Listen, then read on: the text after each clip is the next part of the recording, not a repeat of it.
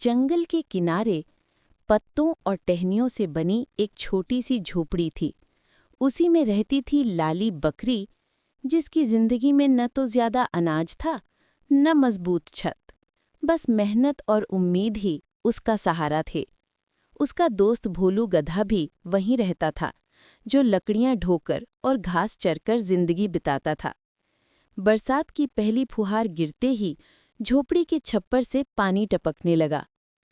और ये भोलू, देख तो, छप्पर से पानी ऐसे रिस रहा है जैसे पूरी रात सोने नहीं देगा। लाली बोली, काश कोई मजबूत घर होता, तब ये बारिश हमें डराती नहीं। भोलू ने लंबी सांस ली। तू सही कह रही है लाली, आज सारी खुशी दूसरों की लग रही है। शेर अपनी गुफा में आराम करेगा, हाथी बड़े पेड़ के नीचे टिकेगा, लेकिन हम जैसे गरीब जानवर कहाँ जाएं? बारिश तेज होती चली गई। झोपड़ी में पानी इकट्ठा होने लगा और दोनों एक कोने में सिमट कर बैठ गए। सुबह हुई तो बारिश रुक चुकी थी, लेकिन पूरा जंगल भीगा हुआ था। भूखे पेट दोनों खाने की तलाश में निकल पड़े। रास्ते में कई जानवर बारिश का आनंद लेते दिखाई दिए। चिड़िया, हिरण, खरगोश सब खुश थे, क्योंकि जंगल हरा भरा हो गया था। लेकिन लाली और भोलू के चेहरे पर खुशी नहीं थी। उनके पास खाना भी नहीं था और न ही सुरक्षित घर। तभी एक चालाक लोमड़ी उनके पास आई। अरे, ये उदास चेहरे क्यों? सब तो बारिश में खुश हैं। लाली बोली, बहन क्या बताएं, हमारी झोपड़ी टूट रही है और खाने का भी इंतजाम नहीं। कोई ठिकाना मिले तो जान बचे। लोमड़ी मुस्कुराई और बोली, मेरे पास उपाय है। जंगल के बीच एक बड़ा पेड़ है, उसके नीचे गुफा जैसी जगह है। अगर तुम साफ सफाई कर लो तो वहां बारिश से बच सकते हो। लाली और भोलू को संदेह भी था। लोमड़ी की मंशा कभी साफ नहीं होती, पर मजबूरी बड़ी थी। वे उस पेड़ के नीचे पहुंचे तो देखा कि वहां पहले से जंगली कुत्ते रहते थे। ये हमारी जगह है, दूर हटो नहीं तो बुरा होगा। मायूस होकर दोनों वापस लौट आए।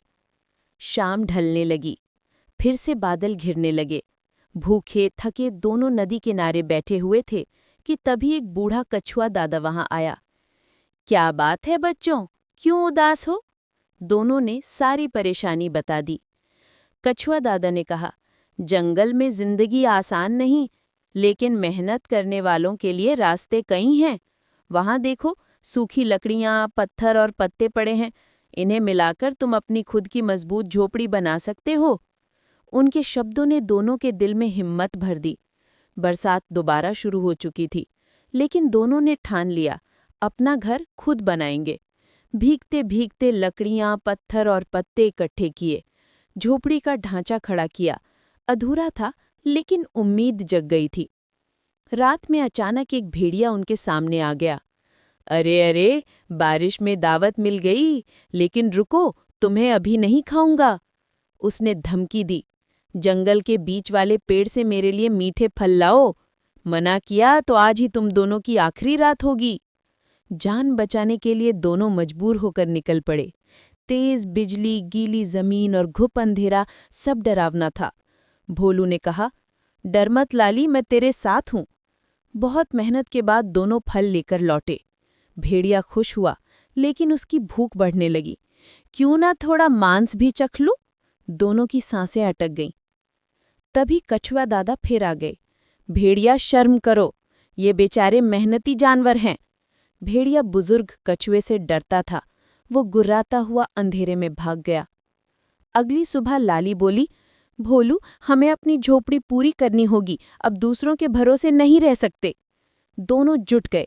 दीवारें पत्थरों से मजबूत की, छत लकड़ियों और पत्तों से ढकी। उनकी मेहनत देखकर जंगल के अन्य जानवर भी मदद को आ गए। कोई पत्ते ला रहा था, कोई लकड़ियां बता रहा था, कोई फल जमा कर रहा था। लेकिन असली खतरा अभी बाकी था। रात को एक काला कौवा आया। भेड़िया अकेला नहीं, उसने जंगली कुत्तों और लकड़बग्घों के साथ मिलकर तुम पर हमला करने की योजना बनाई है। अगले दिन जंगल में सभा हुई। हाथी बोला, हम सब मिलकर इनका घर बचाएंगे। तोता बोला, मैं आसमान से निगरानी करूंगा। गिलहरी, खरगोश, बंदर सब तैयार हो गए। रात हुई। भेड़िया पूरी सेना लेकर आ गया। लड़ाई भयानक थी। हाथी ने रास्ता रोक दिया, बंदरों ने बेलों से कुत्तों को उलझा दिया, तोते ने चेतावनी दी, खरगोशों ने झाड़ियों से भ्रम पैदा किया।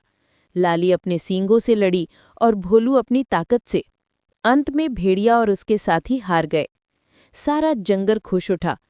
लाली बोली, भोलू, हमने कर दिखाया, हमारा घर अब सिर्फ हमारा नहीं, पूरा जंगल का है। कछुआ दादा मुस्कुराए, बच्चों, आज तुमने साबित कर दिया कि गरीबी कमजोरी नहीं होती। सच्ची ताकत दोस्ती, मेहनत और साहस में होती है। उस दिन से लाली और भोलू जंगल के सम्मानित निवासी बन गए। उनकी झोपड़ी हर जानवर के लिए आश्रय बन गई और उनकी कहानी ये सीख बनकर फैल गई कि दिल में हिम्मत हो और साथ में दोस्त, तो सबसे बड़ी बारिश भी आसान हो जाती है।